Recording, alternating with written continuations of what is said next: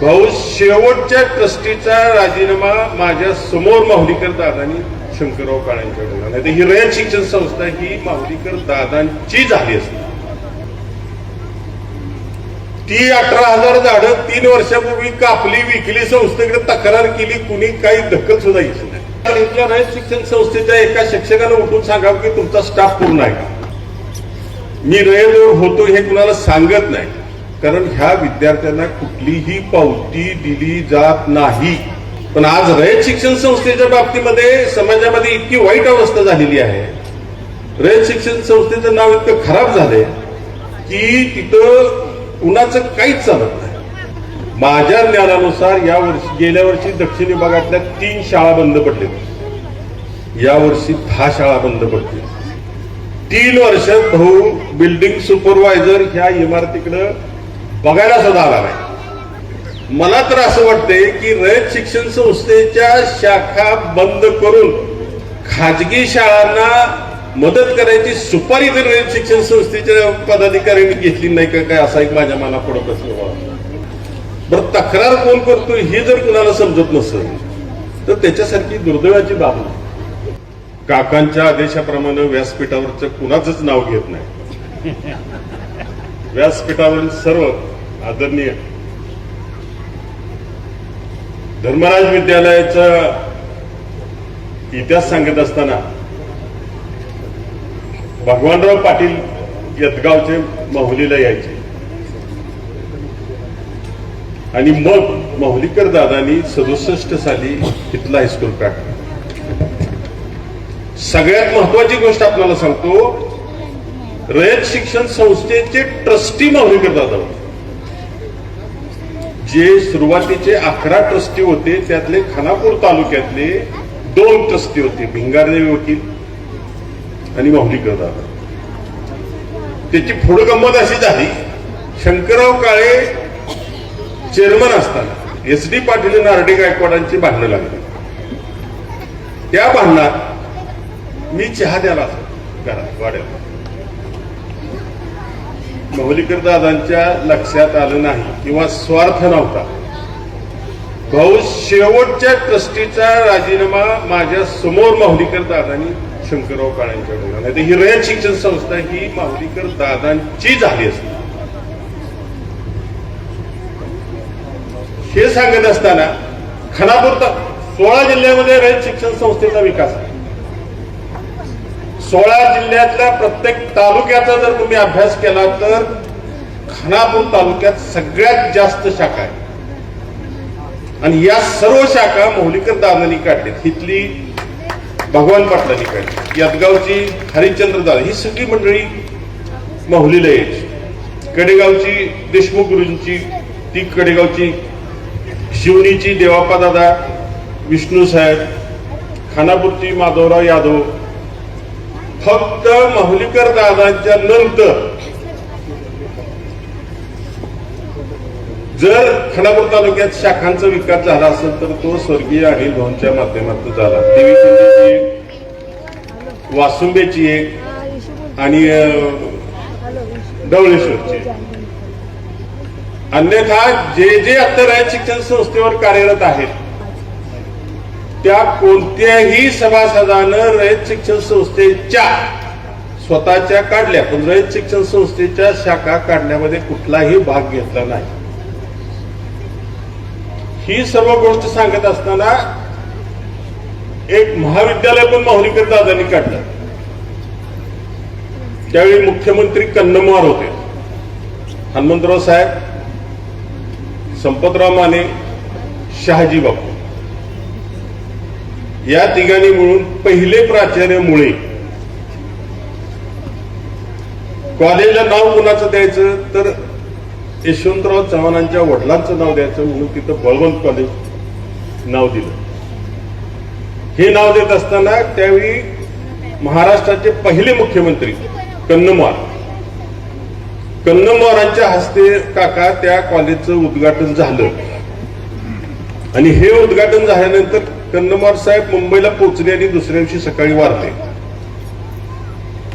हा रयत शिक्षण संस्थेचा इतिहास मी आपल्याला एवढ्यासाठी सांगतोय की खानापूर तालुक्यामध्ये रयत शिक्षण संस्थेच्या सर्वात जास्त शाखा आहेत आणि ह्या शाखांचं योगदान करत असताना आमच्या घरानं मी माझी प्रौढिक अपयशाचा विषय नाही 72 एकर जमीन जी दिली मला सांगायला दुःख वाटतंय की त्या 72 एकरामध्ये शरद भाऊ 18,000 झाडं मी 1995 साली हे तुम्हाला मुद्दा मला सांगायचं 1995 साली काका सामाजिक वनीकरणाकडं प्रत्येक वर्षी 1 लाख रुपये खर्च करून 18,000 झाडं लावली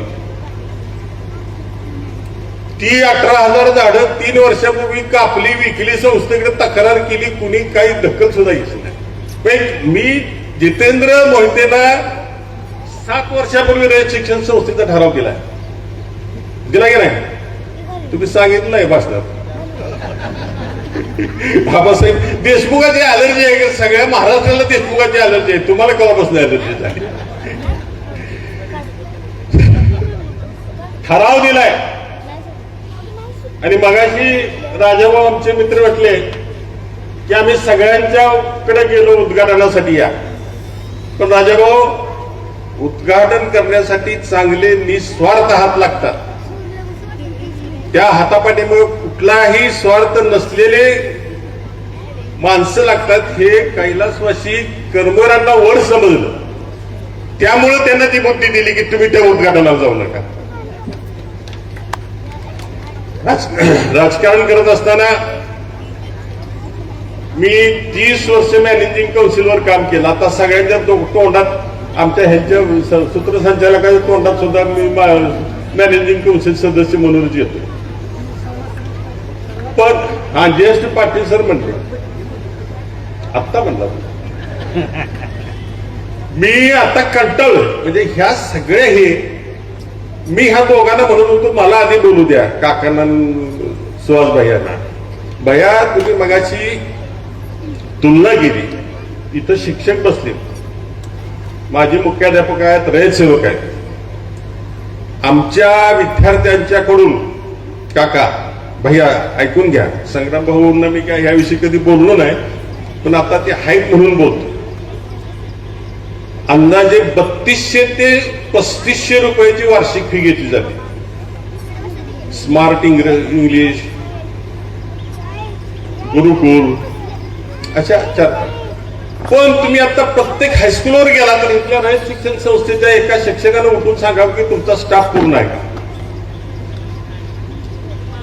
4-4 5-5 शिक्षक कमी आहेत पण त्यांच्याकडे हे 5-5 विषय एक्स्ट्रा दिलेत मग त्यांनी अभ्यासक्रमातलं काय शिकवायचं स्वयंपाक हा मोठा प्रश्न आहे शिक्षकांचा तुमच्याकडे काय इंग्लिश मिडियमला घेताय पण देताय पण आम्हाला फक्त घ्यायची सवय आहे पैसे विद्यार्थ्यांच्या आणि सगळ्यात महत्वाची आणि दुर्दैवाची गोष्ट आहे मला सांगायला लाज वाटते मी आता बाहेर ओळख करून देताना आबासाहेब देशमुख माहुलीकर एवढीच करून देतो मी रयत होतो हे कुणाला सांगत नाही कारण ह्या विद्यार्थ्यांना कुठलीही पावती दिली जात नाही पूर्वी गुरुकुल असायचं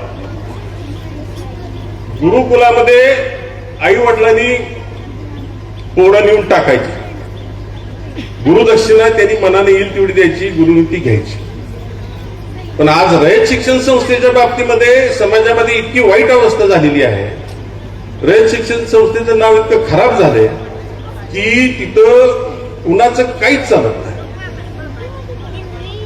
आता चेअरमन आणि सचिव आहेत हे महसूल मधले आहेत आयएस आहे दळवी साहेब ह्यांना एसएस कोड म्हणजे काय हेच माहित नाही शिक्षण क्षेत्रातला एसएस कोड म्हणजे काय माहित नाही आता गेलेत महिनाभर रजेवर जून महिन्यात शाळा चालू होणार माझ्या ज्ञानानुसार यावर्षी गेल्या वर्षी दक्षिण विभागातल्या 3 शाळा बंद पडल्या यावर्षी 10 शाळा बंद पडतील त्यामुळे मी रयतचा होतो म्हणजे माझी मॅनेजिंग काउन्सिल असं म्हणूच नका म्हणते सुहासबाईला सहमत होतो आपला काका म्हणताय थोडं भरपूर आहे तर ही सर्व परिस्थिती असताना राजाभाऊ जितेंद्र मोहितेंच्या आई वडिलांच्या हस्ते किंवा या व्यासपीठावरच्या लोकांच्या हस्ते उद्घाटन झालं फार चांगलं झालं कर्म अण्णांच्या आत्म्याला शांती लागली की माझी एक शाखा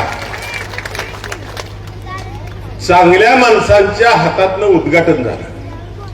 आता हे करत असताना ह्या यदगाव शाखेविषयी मी 3 मॅनेजिंग काउन्सिलमध्ये अर्धा तास बोललो. ह्या बिल्डिंगचं स्ट्रक्चर ऑडिट मध्ये सांगितलेलं आहे, लिहून दिलंय की विद्यार्थी बसण्यास अयोग्य. मग आमच्या मुख्याध्यापकांना मी एकदा विनंती केली, जिल्हा परिषदेमध्ये आमच्या शाखेचे विद्यार्थी निम्मे जिल्हा परिषदे शाळेमध्ये आणि निम्मे इथं मधले सर बरोबर आहे ना का, जिल्हा परिषद मध्ये निम्मी इथं निम्मी, म्हणजे इतकी वाईट अवस्था या शाखेत झाली होती. आणि या शाखेमध्ये जे विद्यार्थी शिकले, रसाळ साहेबांसारखे सचिवालयात त्यांनी काम केलं, हे सगळं करत असताना या शाखेमध्ये जितेंद्र मोहितींनी देणगी दिली. तर तुम्हाला त्याच्या पुढचं सुवास बाहेर सांगितलं तर तुम्ही म्हणणार आबासाहेब देशमुख रयतचं सगळंच उघड करताय. ही इमारत बांधत असताना सचिवाला, दक्षिण विभागाच्या अधिकाऱ्याला मी 3 वेळा फोन केले की बाबा शाळेच्या एज्युकेशन सिस्टीमच्या नियमानुसार ते वर्ग मोजमाप बरोबर आहे का, बांधकाम आम्हाला प्रत्येक विभागाला एक बिल्डिंग सुपरवायझर असतो. 3 वर्ष भाऊ बिल्डिंग सुपरवायझर ह्या इमारतीकडे बघायला सुद्धा आला नाही. बिल्डिंग सुपरवायझर कुठं जातो बघायला, जिथे त्या कॉन्ट्रॅक्टरकडे कमिशन मिळते त्या बिल्डिंगकडे बघायला तू जातो. म्हणजे ही शाखा इथं काय जितेंद्र मोहिते त्यांचं कुटुंब येऊन राहणार आहे का? शाळेच्या नियमानुसार वर्ग खोल्या आहेत की नाही हे बघणं कुणाचं काम आहे. म्हणजे आता त्यांनी चांगल्या क्वालिटीचं फारशा तर त्यांनी राजस्थानवरून आणल्या, म्हणजे क्वालिटीचं काम करून देताना सुद्धा त्यांनी कमकुवतपणा किंवा चिरगुतपणा दाखवलं नाही. या सर्व गोष्टींचा जर विचार आपण केला तर सुहास भैया विधानसभेत तुम्ही प्रश्न उभा करा. माझं मत आहे व्यक्तिगत, आशिया खंडातल्या सर्वात मोठ्या शिक्षण संस्थेमध्ये जर प्रत्येक शाखेमध्ये 4-4, 5-5 शिक्षक कमी असतील आणि त्यांच्याकडे तुम्ही 4-4, 5-5 विषय एक्स्ट्रा शिकवायला देत असाल तर शिक्षक सुद्धा माणूसच आहे ना. त्या माणसाला किती काम करायचं, अभ्यासक्रम शिकवायचा का नवीन अभ्यासक्रम शिकवायचा, हाही मोठा प्रश्न आहे. आणि आमचे आता साधारणतः 3 कोटी रुपये लमसम शिक्षकासाठी भाव जाते. ते 3 कोटी रुपये मुख्याध्यापकानं गावातनं गोळा करायचे लमसम शिक्षकाचा पगार. तर रयत शिक्षण संस्थेला खऱ्या अर्थानं जर सुधारायचं असेल, भक्कम उभा करायचं असेल, मला तर असं वाटतंय आता काका ही एक वाक्य आहे का मी थांबतोच. मला तर असं वाटतंय की रयत शिक्षण संस्थेच्या शाखा बंद करून खाजगी शाळांना मदत करायची सुपारी तर रयत शिक्षण संस्थेच्या पदाधिकाऱ्यांनी घेतली नाही का काय, असा एक माझ्या मला पुढे प्रश्न वाटतो. आणि मग आमच्यासारख्याला वाटतंय की मारी आता मी 3 एकराचा मालक आहे, आमच्या वडिलांना चुलत्याला काही कळलं नाही, 72 एकर जमीन दिली. आता मी खरंच बहुती अल्पोपधार आहे. ती जमीन जर दिली नसती त्यावेळी वेजेगावच्या सोना चांदीवाल्याच्या शेठनी 2000 रुपये एकरानं विकत मागितली. त्यावेळी होतं 26 रुपये तोळा सोनं. तेवढं तोळ सोनं घातलं असतं तर आमची बायका आम्ही सगळं आगरी लोक पहिलेचे आहेत की नाही 5-5, 10-10 किलो गाव तसं आम्ही फिरलो असतो. आता तिथं 40 लाख रुपये एकर जमीन चालू आहे. अण्णांच्या आणि अनिल भाऊंच्या माध्यमातून टेंबूचं पाणी गेलंय, माहुली गाव आमचं सगळं बागायत झालं. आणि हे सगळं होत असताना 40 लाख रुपये आमच्या मोडून दिसतील. तर ही जर 18,000 झाडं तोडून विकून त्यातला मुरुंब विकलाय. संस्थेकडे तक्रार केली, अध्यक्षांच्याकडे तक्रार केली, मॅनेजिंग काउन्सिलकडे तक्रार केली, काही उपयोग नाही. सामान्य माणसानं तिथं जायचंच नाही. बरं तक्रार कोण करतोय हे जर कुणाला समजत नसेल तर त्याच्यासारखी दुर्दैवाची बाब नाही. तर राजाभाऊ चांगल्या हातानं शाखेचं उद्घाटन झालंय. रामशेठ ठाकूर एक नंबरचे आहेत. आज कर्मवीर अण्णांच्या नंतर जर रयत शिक्षण संस्थेमध्ये कोण काम करत असेल रामशेठ ठाकूर काम करतात. कोट्यवधी त्यांनी 110 कोटी दिले. माझ्या पत्रावर त्यांनी 30 लाख रुपये आमच्या हायस्कूलात दिले. इतकी चांगली माणसं सुद्धा आहेत. मी वाईट माणसांचा नुसता पाडा वाचत नाही. तर हे सर्व करत असताना जितेंद्र भाऊ आज समाजामध्ये आई वडिलांच्या विषयी प्रेम दिसत नाही. आपण आई वडिलांच्या हस्ते शाखेचं उद्घाटन केलं.